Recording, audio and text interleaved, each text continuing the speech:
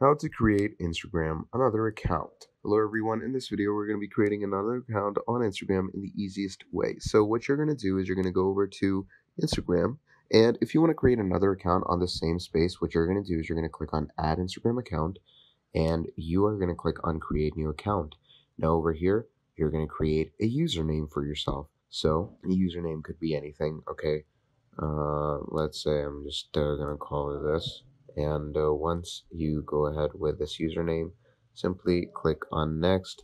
Obviously, if the username isn't, appreciated, you can change it.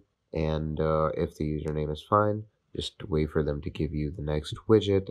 And once you get the next icon from there, what you can simply do is click on next. And as you click on next, it's going to take you to the email section, ask you your email, and that's basically how you're going to create another Instagram account.